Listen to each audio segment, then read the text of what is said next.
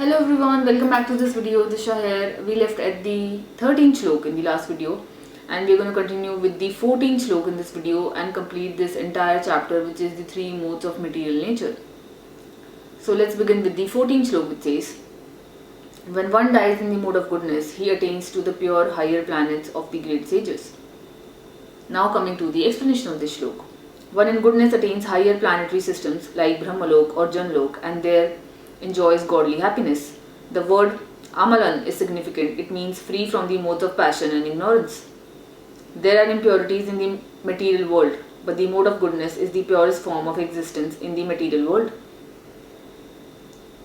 There are different kinds of planets for different kinds of living entities. Those who die in the mode of goodness are elevated to the planets where great sages and great devotees live. Now coming to the 15th Shlok, which says, when one dies in the mode of passion, he takes birth among those engaged in fruitive activities, and when one dies in the mode of ignorance, he takes birth in the animal kingdom. Now coming to the explanation of this Shlok. Some people have the impression that when the soul reaches the platform of human life, it never goes down again. This is incorrect. According to this verse, if one develops the mode of ignorance, after his death, he is degraded to an animal form of life.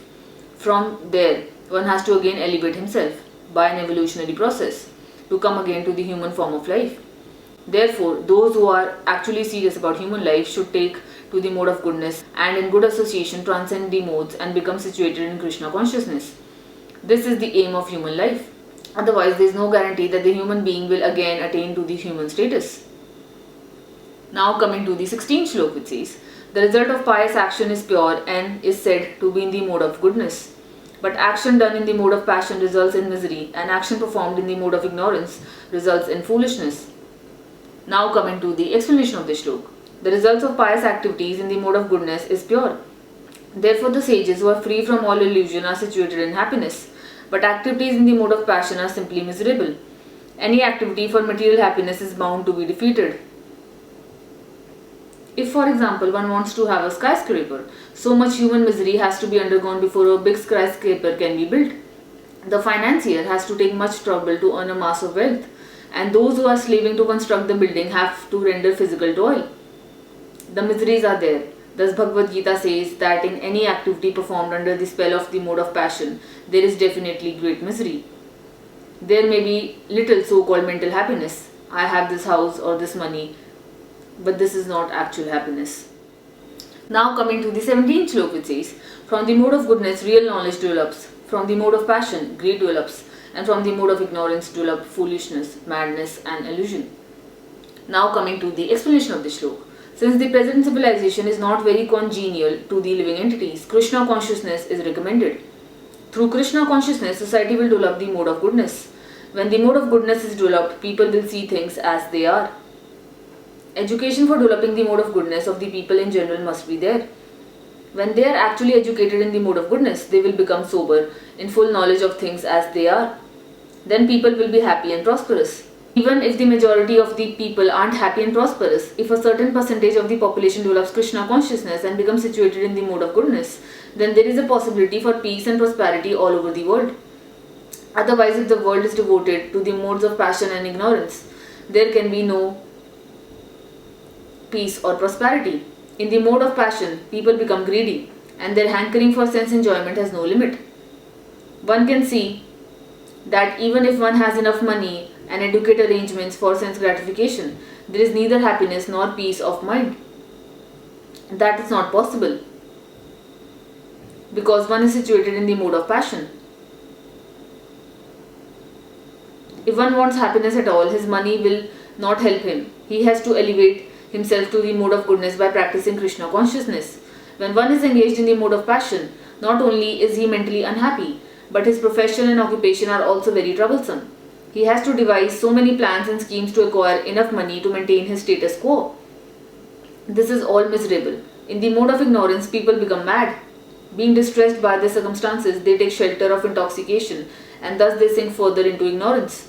Their future in life is very dark. Now coming to the 18th Shlok, which says, those situated in the mode of goodness gradually go upward to the higher planets. Those in the mode of passion live on the earthly planets, and those in the abominable mode of ignorance go down to the hellish worlds. In this verse, the results of action in the three modes of nature are more explicitly set forth. There is an upper planetary system consisting of the heavenly planets, where everyone is highly elevated. According to the degree of development of the mode of goodness, the living entity can be transferred to various planets in the system. The highest planet is Satyalok or Brahmalok, where the prime person of this universe, Lord Brahma, resides.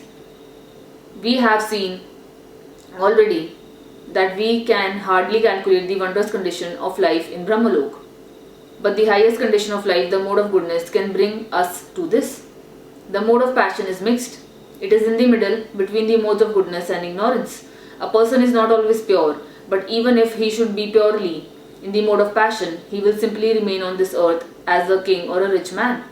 But because there are mixtures, one can also go down. People on this earth in the mode of passion or ignorance cannot forcibly approach the higher planets by machine. In the mode of passion, there is also the chance of becoming mad in the next life. The lower quality, the mode of ignorance, is described here as abominable.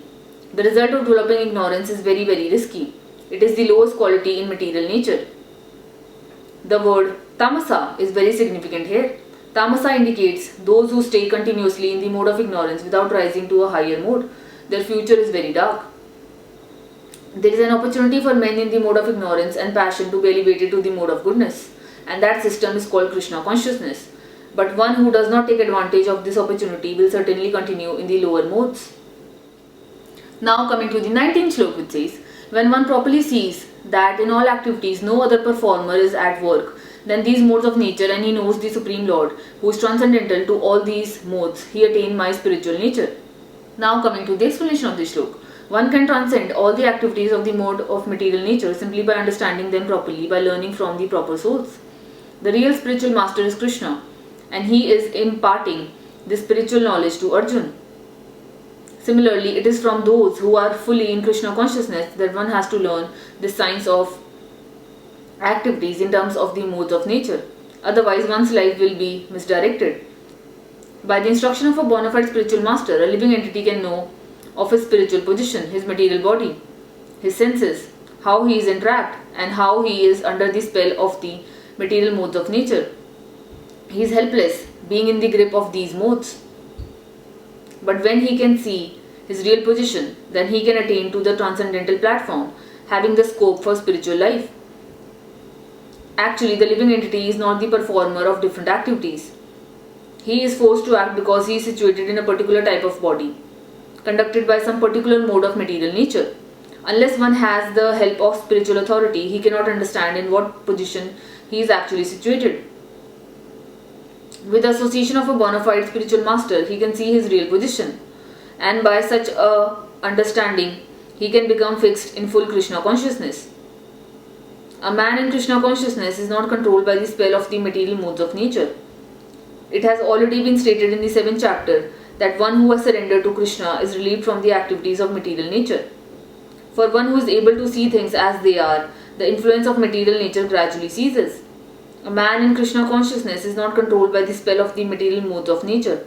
It has already been stated in the 7th chapter that one who has surrendered to Krishna is relieved from the activities of material nature.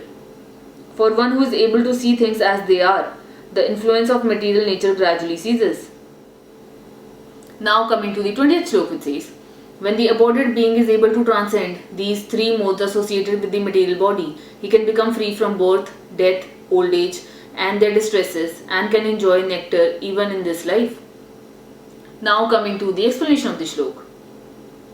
How one can stay in the transcendental position even in this body in full Krishna consciousness is explained in this verse. The Sanskrit word dehi means embodied. Although one is within this material body, by his advancement in spiritual knowledge, he can be free from the influence of the modes of nature. He can enjoy the happiness of spiritual life even in this body, because after leaving this body, he is certainly going to the spiritual sky. But even in this body, he can enjoy spiritual happiness. In other words, devotional service in Krishna consciousness is the sign of liberation for the material entanglement, and this will be explained in the 18th chapter. When one is freed from the influence of the modes of material nature, he enters into devotional service. Now coming to the 21st shloka, which says, Arjun inquired, "O my dear Lord, by which symptoms is one known who is transcendental to these three modes? What is his behavior, and how does he transcend the modes of nature?" Now coming to the explanation of the shlok. In this verse, Arjun's questions are very appropriate. He wants to know the symptoms of a person who has already transcended the material modes. He first inquires of the symptoms of such a transcendental person. How can one understand that he has already transcended the influence of the modes of material nature? The second question asks how he lives and what his activities are. Are they regulated or non-regulated? Then Arjun inquires of the means by which he can attain the transcendental nature. That is very important.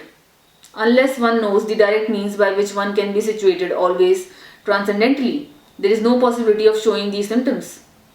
So all of these questions put by Arjuna are very important and the Lord answers them. Now coming to the 22nd, 23rd, 24th and 25th shloka, it says, "The Supreme Personality of Godhead said, O son of Pandu, he who does not hate illumination, attachment and delusion when they are present and long for them when they disappear, who is unwavering and undisturbed through all these reactions of the material qualities, remaining neutral and transcendental, knowing that the modes alone are active, who is situated in the self and regards alike happiness and distress, who looks upon the lump of earth, the stone and a piece of gold with an equal eye, who is equal towards the desirable and the undesirable, who is steady, situated equally well in praise and blame, honor and dishonor, who treats alike both friend and enemy, and who has renounced all material activities, such a person is said to have transcended the modes of nature." Now coming to the explanation of the shlok. Arjun submitted these different questions and the Lord answers them one after another. In these verses, Krishna first indicates that a person transcendently situated has no envy and does not hanker for anything. When a living entity stays in this material world, embodied by the material body, it is to be understood that he is under the control of one of these three modes of material nature. When he is actually out of the body, then he is out of the clutches of the material modes of nature. But as long as he is not out of the material body, he should be neutral. He should engage himself in the devotional service of the Lord so that his identity with the material body will automatically be forgotten. When one is conscious of the material body, he acts only for the sense gratification. But when one transfers the consciousness to Krishna, sense gratification automatically stops. One does not need this material body and he does not need to accept the dictations of the material body. The qualities of the material modes in the body will act, but as spirit soul, the self is aloof from such activities. How does he become aloof? He does not desire to enjoy the body, nor does he desire to get out of it. Thus, transcendently situated, the devotee becomes automatically free. He need not try to become free from the influence of the modes of material nature. The next question concerns the dealings of a transcendently situated person. The materially situated person is affected by so-called honor and dishonor offered to the body, but the transcendently situated person is not affected by such false honor and dishonor. He performs his duty in Krishna consciousness and does not mind whether a man honors or dishonors him. He accepts things that are favorable for his duty in Krishna consciousness, otherwise he had no necessity of anything material, either a stone or gold. He takes everyone as his dear friend who helps them in the execution of Krishna consciousness, and he does not hate his so-called enemy. He is equally disposed and sees everything on an equal level because he knows perfectly well that he has nothing to do with the material existence. Social and political issues do not affect him because he knows the situation of the temporary upheavals and disturbances. He does not attempt anything for his own sake. He can attempt anything for Krishna, but not for his personal self. He does not attempt anything. By such behavior, one becomes actually transcendently situated. Now coming to the 26th shloka, it says, "One who engages in full devotional service, unfailing in all circumstances, at once transcends the modes of material nature and thus comes to the level of Brahman." Now coming to the explanation of this shloka. This verse is a reply to Arjun's third question. What is the means of attaining to the transcendental position? As explained before, the material world is acting under the spell of the modes of material nature. One should not be disturbed by the activities of the modes of nature. Instead of putting his consciousness into such activities, he may transfer his consciousness to Krishna's activities. Krishna's activities are known as Bhakti Yoga, always acting for Krishna.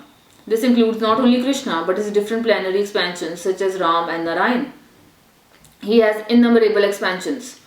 One who is engaged in the service of any of the forms of Krishna or of his plenary expansions is considered to be transcendently situated.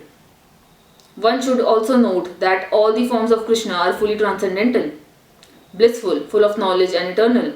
Such personalities of Godhead are omnipotent and omniscient, and they possess all transcendental qualities. So if one engages himself in the service of Krishna or his plenary expansions with unfailing determination, although these modes of material nature are very difficult to overcome, one can overcome them easily. This has already been explained in the 7th chapter. One who surrenders onto Krishna at once surmounts the influence of the modes of material nature. To be in Krishna consciousness or in devotional service means to acquire equality with Krishna. The Lord says that his nature is eternal, blissful, and full of knowledge, and the living entities are part and parcel of the Supreme, as gold particles are part of the gold mine. Thus, the living entity in a spiritual position is as good as Krishna in quality. The difference of individuality continues, otherwise there would be no question of Bhakti Yoga. Bhakti Yoga means that the Lord is there, the devotee is there, and the activity of exchange of love between the Lord and the devotee is there. Therefore, the individuality of two persons is present in the Supreme Personality of Godhead and the individual person. Otherwise, there would be no meaning to Bhakti Yoga. If one is not situated in the same transcendental position with the Lord, one cannot serve the Supreme Lord. To be a personal assistant to a king, one must acquire the qualifications. Thus, the qualification is to become Brahman or freed from all material contamination. One can attain the Supreme Brahman by becoming Brahman. This means that one must qualitatively become one with Brahman. By attainment of Brahman, one does not lose his eternal Brahman identity as an individual soul. Now coming to the 27th Shloka, it says, "And I am the basis of the impersonal Brahman, which is immortal, imperishable and eternal, and is the constitutional position of the ultimate happiness." Now coming to the explanation of this shloka. The constitution of Brahman is immortality, imperishability, eternity and happiness. Brahman is the beginning of transcendental realization. Paramatma, the super soul, is the middle, the second stage in transcendental realization. And the Supreme Personality of Godhead is the ultimate realization of the Absolute Truth. Therefore, both Paramatma and the impersonal Brahman are within the Supreme Person. It is explained in the 7th chapter that material nature is the manifestation of the inferior energy of the Supreme Lord.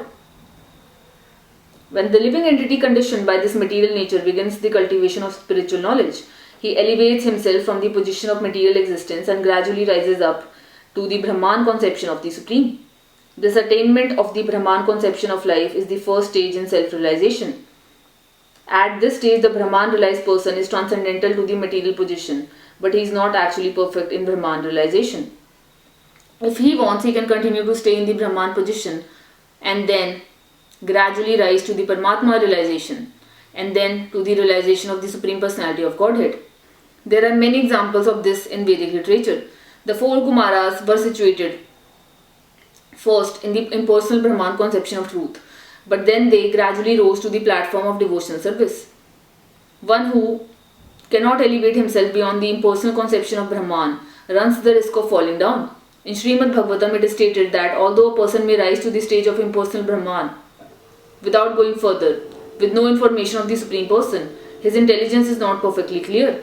Therefore, in spite of being raised to the Brahman platform, there is a chance of falling down if one is not engaged in the devotional service of the Lord. In the Vedic language, it is also said, when one understands the personality of Godhead, the reservoir of pleasure, Krishna, he actually becomes transcendently blissful. The Supreme Lord is full in 6 opulences, and when a devotee approaches him, there is an exchange of these 6 opulences. The servant of the king enjoys on an almost equal level with the king, and so eternal happiness, imperishable happiness and eternal life accompany devotional service. Therefore, realization of Brahman or eternity or imperishability is included in devotional service. This is already possessed by a person who is engaged in devotional service. The living entity, although Brahman by nature, has the desire to lord it over the material nature, and due to this he falls down. In his constitutional position, a living entity is above the 3 modes of material nature, but association with the material nature entangles him in the different modes of material nature: goodness, passion, and ignorance. Due to the association of these three modes, he desires to dominate the material world is there. By engagement in devotional service in full Krishna consciousness, he is immediately situated in the transcendental position, and his unlawful desire to control material nature is removed. Therefore, the process of devotional service, beginning with hearing, chanting, remembering the prescribed 9 methods for realizing devotional service, should be practiced in the association of devotees. Gradually, by such association, by the influence of the spiritual master, one's material desire to dominate is removed, and one becomes firmly situated in Lord's transcendental loving service. This method is prescribed from the 22nd to the last verse of this chapter. Devotional service to the Lord is very simple. One should always engage in the service of the Lord, should eat the remnant of the foodstuffs offered to the deity, smell the flowers offered to the lotus feet of the Lord, see the places where the Lord had his transcendental pastimes, read of the different activities of the Lord, his reciprocation of love with his devotees, chant always the transcendental vibration Hare Krishna, Hare Rama, and observe the fasting days commemorating the appearances and disappearances of the Lord and his devotees. By following such a process, one becomes completely detached from all material activities. One who can thus situate himself in the Brahma Jyoti, or the different varieties of the Brahman conception, is equal to the Supreme Personality of Godhead in quality. Thus end the Bhakti Vedanta purports to the 14th chapter of the Srimad Bhagavad Gita in the matter of the three modes of material nature. We have completed the entire 14th chapter covering the 27 shloks. We are going to begin with the 15th chapter, which is the Yoga of the Supreme Person, in the next video. My name is Disha, and I will see you all in the next video.